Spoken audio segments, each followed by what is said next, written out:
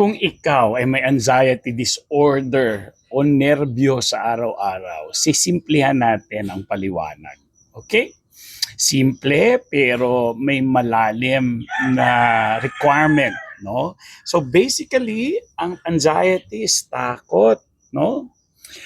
Stuck kayo kung araw-araw kayo ay nag-aalala or worried. Okay, so tanggalin natin yung worry. Okay? Kasi pag kayo ay worried o nag-aalala araw-araw, stuck kayo sa fight, flight, response. Yung fight, flight, response, ang ginagawa nun sa katawan natin, ginagawa tayong alerto. Kaya hindi tayo kalmado, para kang isang sundalo na nasa giyera lagi, na nag-aabang ng kalaban na baka ma-ambush ka. Kaya yung katawan mo laging nagbabantay. So anong ibig sabihin nun? Mahirapan kang makatulog. Okay? Laging naninigas yung mga muscle mo. Kasi nga, akala ng katawan mo nasa danger ka. So may silbi yung paninigas ng muscle kasi yung mga sinaunang panahon, ng mga cavemen pa tayo na minana natin yung lizard brain na tinatawag o yung monkey brain, ibig sabihin napaka-survival lang. Ganun lang ka-basic survival, no? Naninigas yung mga muscles natin kasi halimbawa, inatake tayo ng oso, leon o sawa o kung ano man, naninigas yung mga muscles natin kasi para pag tayo ay kinain na, no, ng mga beast, no, mga hayop na yan, hindi agad tayo mauubos. Nakita niyo yung galing ng katawan natin? Hindi tayo mauubos agad kasi kunyari makita pa tayo ng ating pamilya, ng ating mga magulang, ng ating community, maliligtas pa tayo, mabubuhay pa tayo. So everything is survival, no? May paliwanag din kung bakit kayo nahihilo, kung bakit nanlalabo yung mata. So basically, yung response ng katawan nyo na yan ay nanggagaling, nagmumula sa pagiging worry ninyo. Okay? So, paano mawawala ang worry? Mawawala ang worry kapag nagkakaroon kayo ng tamang kaalaman. For example, nag-worry kayo na mababaliw kayo. So, pag nagkaroon kayo ng tamang kaalaman na hindi pala kayo mababaliw, then mawawala yung worry. Pag nalaman ninyo na hindi pala kayo masustroke, hindi pala kayo ma-heart attack, hindi pala kayo ma-aneurysm, then mawawala yung worry ninyo with the right knowledge. Okay? Meron pa, takot sila mamatay.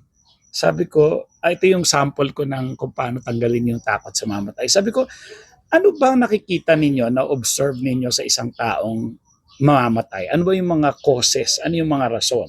So, ang unang rason ay merong malubhang sakit.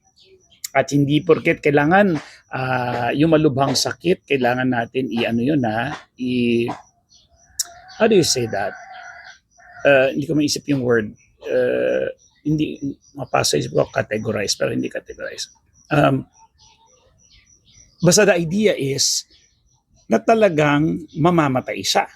Hindi yung tipong walang rason mamatay siya kasi paano ipapaliwanag sa autopsy yun na healthy siya, namatay siya bigla. So mapapansin niyo yung mga taong namamatay, yung nandun na sa huling sandali nila, ano nangyayari na hirap na sila sa paghinga nila kasi damage na yung kanilang lungs o kaya yung puso nila talagang sirang-sira na o yung kidney nila sirang-sira na, no?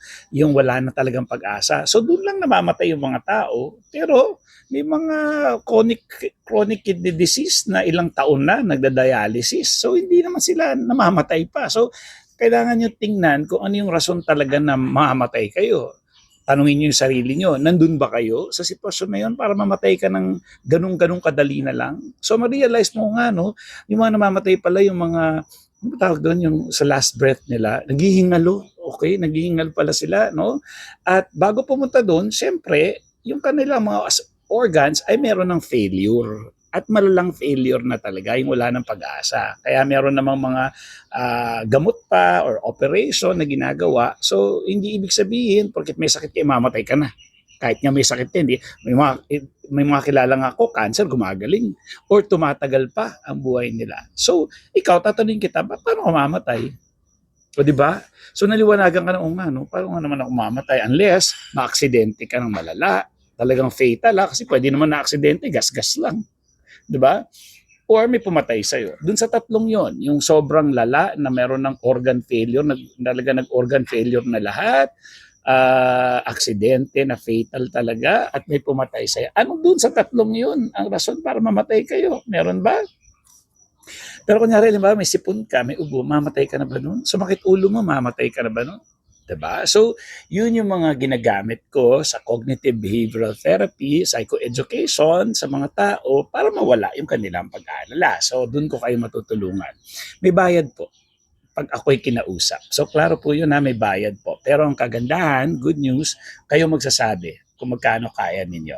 Kapag fair, ayan, ulitin ko ha, kapag fair sa akin, ibig sabihin, fair sa aking cognitive behavioral therapy certificate, sa aking taon na experience in dealing anxiety, and my years of experience na sa pagtulong na sa mga tao na gumaling na. Okay? Kung fair doon, then pagbibigyan kita. Pag hindi naman, at ayaw talaga gumastos, mas importante ang pera sa inyo kaysa sa pagaling ninyo, may mga videos naman ako na libre. At ang dami ng comment doon, kahit sa videos lang, natutulungan sila. Yun. Pero, ang kagandahan, kung tayo ay mag-uusap at maayos, hindi na kayo magsasuffer, hindi na matatagalan kasi nag-usap na tayo. Pero kung kaya nyo pa magtiis ng 10 taon ulit, choice nyo yun. Kaya sabi ko, sana meron ng Coach Jeremy nung panahon ko para hindi na ako nag-suffer ng anxiety. Kahit magkano pa yan, babayaran ko kung kaya. Alam mo yun? Dahil sa araw-araw, imagine mo, hindi ka na lumalabas ng bahay, hindi nininervyos ka sa mga reunion, sa mga birthday parties, hindi ka makaligo dahil takot ka maligo, simpleng araw-araw na paliligo lang ng tao, may takot ka. So ano, magtitiis ka dahil mas importante yung pera sa'yo. Pag-isipang maigi. So dapat diagnose ng doktor. Itong mga videos ko ay guide lang po, hindi gagamitin sa diagnosis. I hope to see you. Bye!